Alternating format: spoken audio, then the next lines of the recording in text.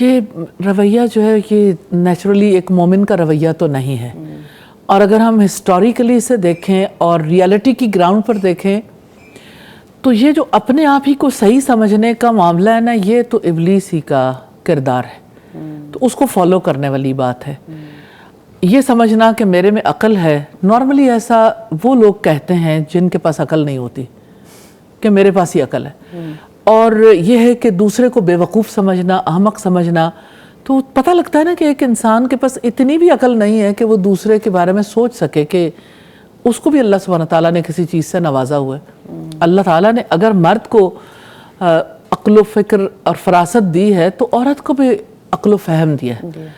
یہ بڑا انفارچونیٹ ہے ہماری سوسائٹی میں اس بات کے اوپر، یعنی اتنا زیادہ فوکس کیا گیا اس خاص سینیریو میں جس میں رسول اللہ نے ایک بات کہی تھی، اس کو اٹھا کے جنرلائز کر دیا کہ عورتیں جو ہیں ان کے پاس عقل نہیں ہوتی۔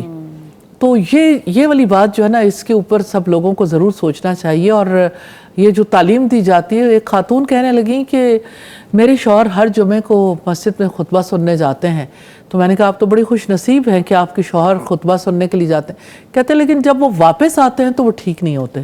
تو میں نے کہا انہیں کیا ہو جاتا ہے؟ کہتے ہیں کہ وہ یعنی مولوی صاحب خطبے میں ایسی بات کرتے ہیں جس کے بعد ہمارے اختلافات بڑھ جاتے ہیں۔ تو مجھے بڑی حیرت ہوئی کہ ایسا کیسے ممکن ہے کہ خطبہ سننے کے بعد باہمی اختلافات بڑھ جائیں۔ کہتے ہیں کہ وہ بتاتے ہیں کہ مرد کو کیا سپیریورٹی حاصل ہے اور عورت کی کیا کیا رسپانسبلٹیز ہیں۔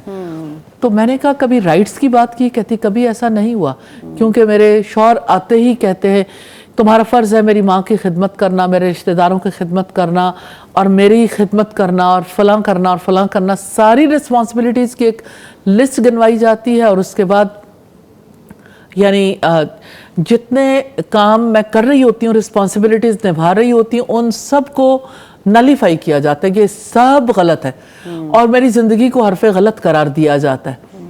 تو اس کے بعد مجھ سے توقع رکھی جاتی ہے کہ اب میں ایک پازیٹیو رول پلے کروں خوشگوار زندگی کے لیے۔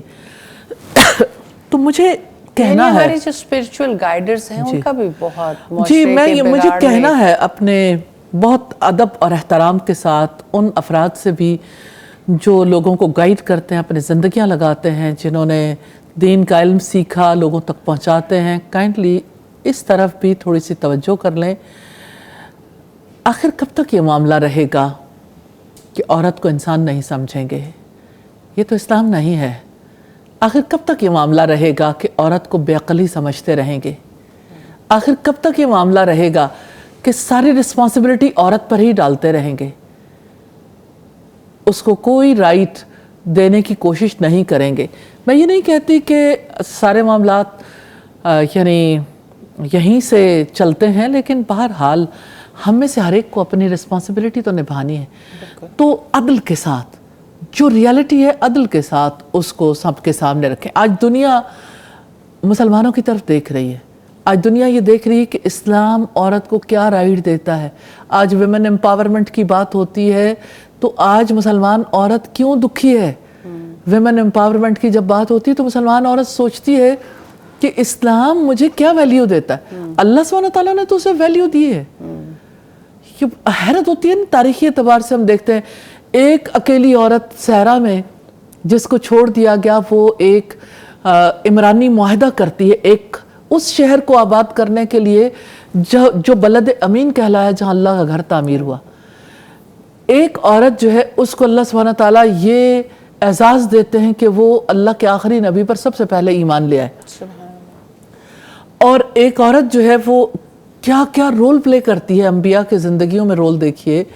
اور جنرلی اگر آپ دیکھیں تو معاشرے کے اندر جو ان کا کردار ہے، اس کردار کو دیکھیے، تو مجھے لگتا ہے کہ شاید یعنی کہ اس سوسائٹی کے اندر رہتے ہوئے اس بارے میں ہم سب کو سر جوڑ کے سوچنا ہوگا کہ عورت کے بارے میں جو اتنا ریجڈ موقف ہے اس کو تبدیل کرنا ہے یا اسی کو اسلام سمجھنا ہے۔